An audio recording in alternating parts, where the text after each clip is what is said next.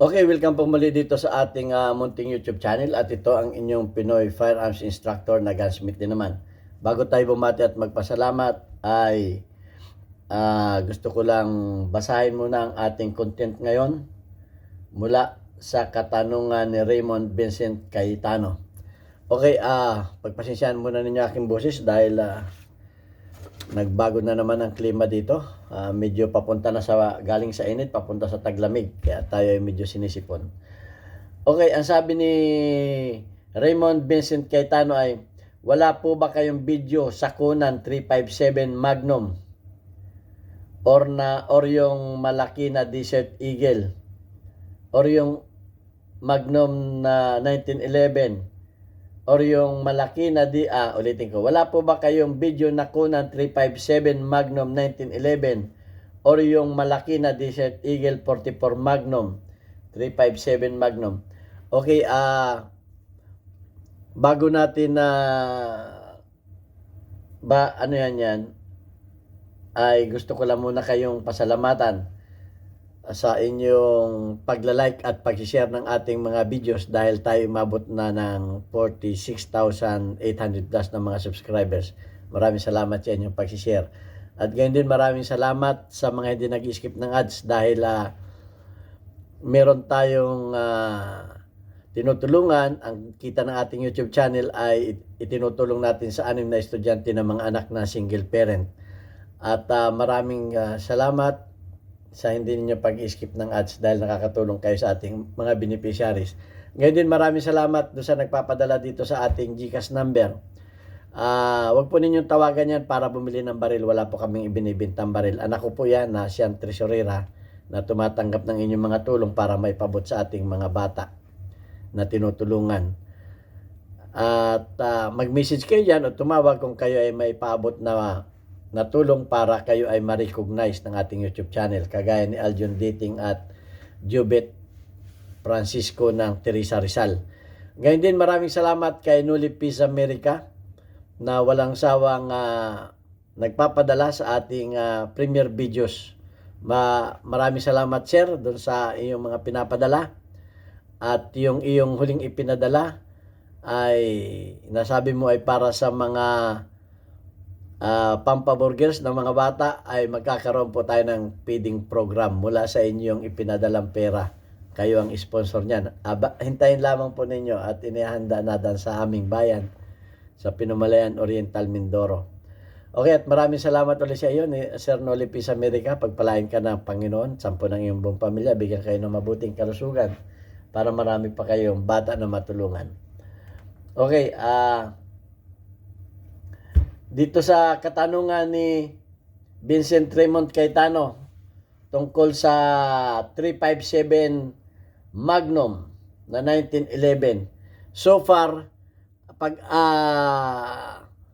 narinig natin yung 1911, ang nasa isip agad natin ay 45 caliber. Meron ding 9mm, meron ding 357. Meron na rin 357 na 1911. At titingnan natin kung sinong gumawa niyan at kung maganda ba yung baril na yan. So parang nalalaman ko pa lamang na pistol na gumawa ng 357 na pistol ay Conan at Desert Eagle. Yan pa lamang ang alam ko na gumawa ng pistol niyan. Correct me if I'm wrong. Kung meron pa kayong alam na iba, mag-comment lang kayo.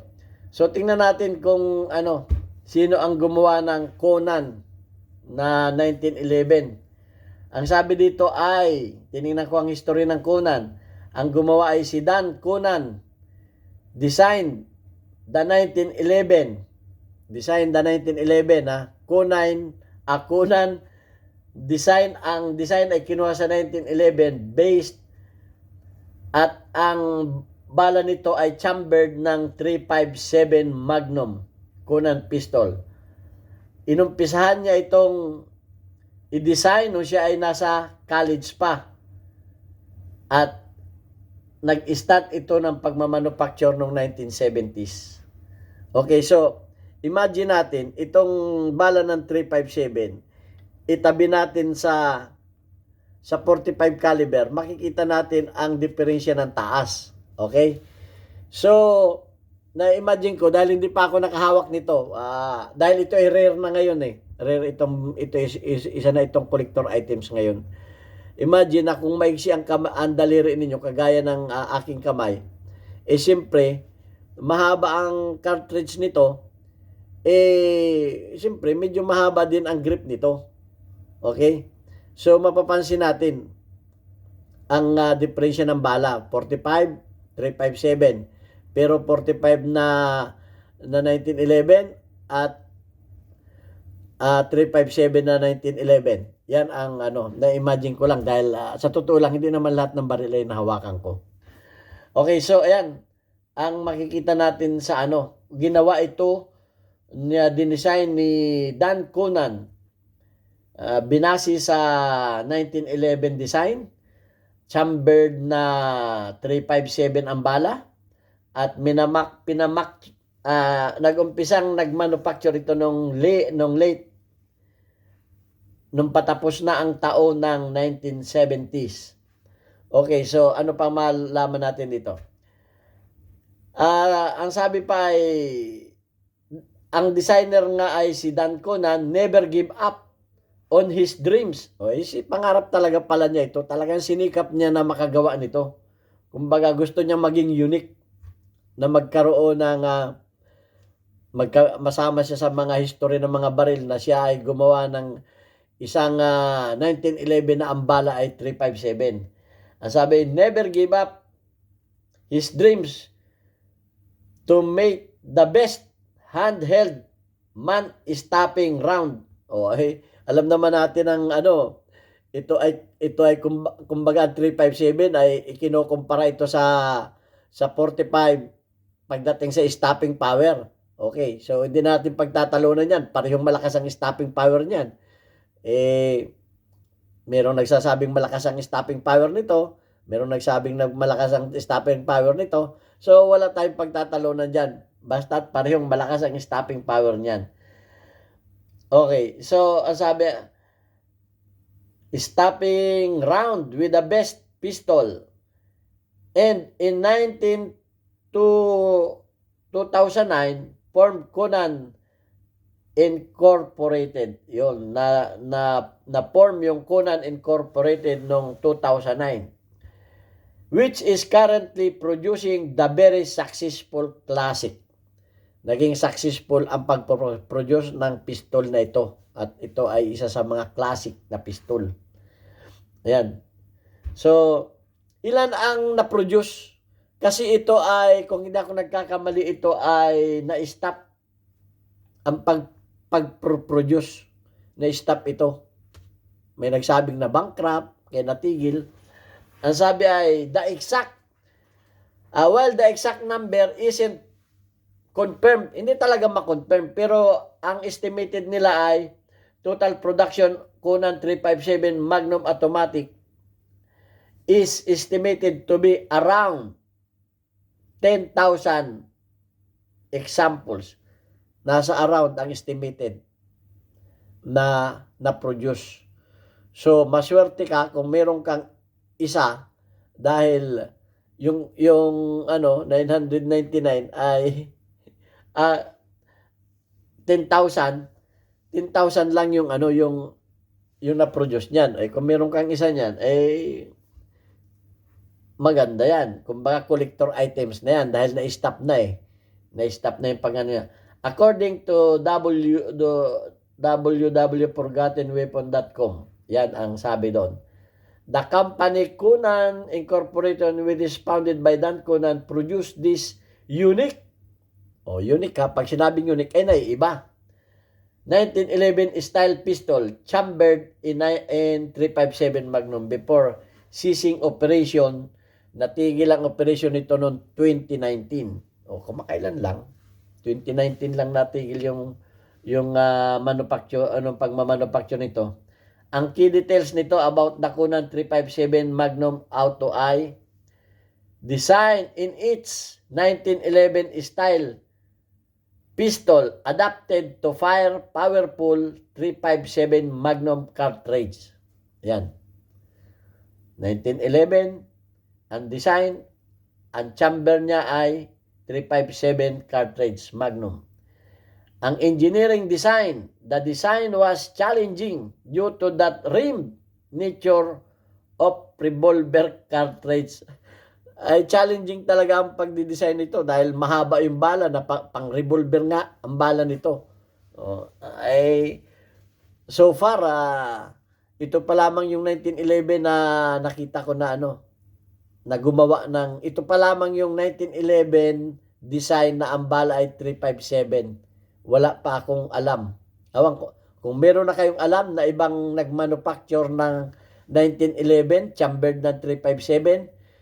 Wala pa akong alam. Ito lang ang nalaman ko. Si Dan Cunan pa lang ang gumawa. Okay, so yan. Ang sabi dito ay, the design was challenging due to the rimmed nature of revolver cartridge which typically don't function well in the semi-automatic pistol. Mahirap talaga itong ipapunction dahil ang haba ng bala. Alam naman natin yung paglaro ng slide, ang haba ng laro ng slide niyan. Okay? So, pero naging successful si Dan Cunan. Ang production status nito ay, the company is out of business. Out of business na yung company nito. So, no new firearms are being produced, making the gun collector's items.